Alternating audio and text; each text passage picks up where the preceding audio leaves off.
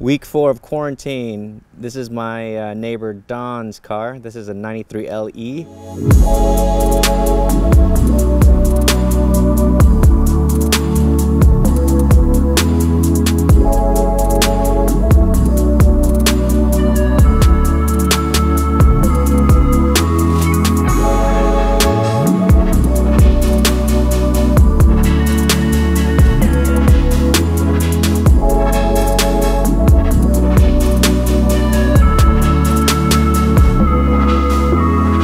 Comes with the fancy red interior, as you can see right there, and yeah, it's pretty cool.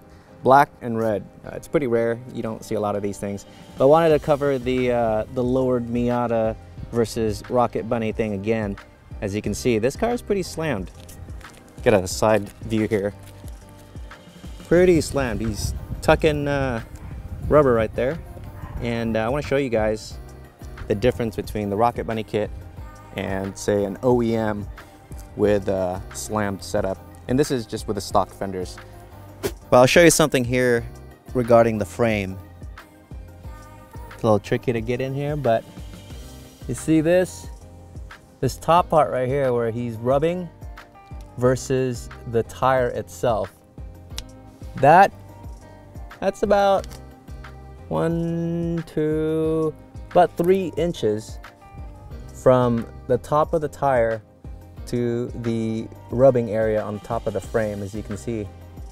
But on my car, it's about an inch max.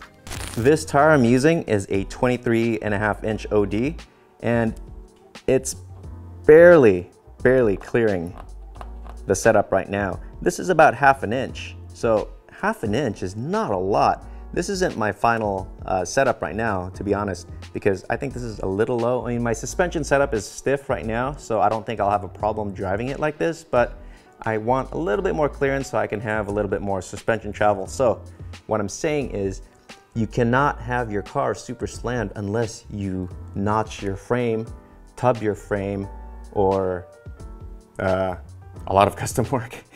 So most of us Miata guys will not spend that kind of money because it's a lot of money to spend just to fit the flares. So this is 1/2 inch. That's all we have left.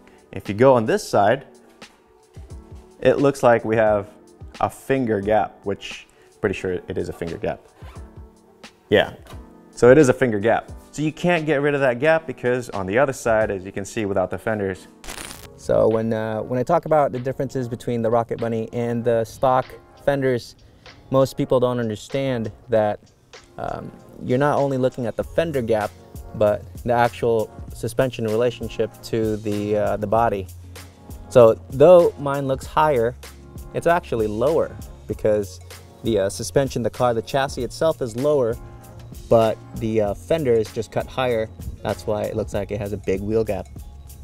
Boom, there you go. So for the slam guys saying that their cars are lower than most Rocket Bunny setups, it's actually the opposite. Rocket Bunny setups are slammed versus stock fender guys. The stock fender is right here. See that?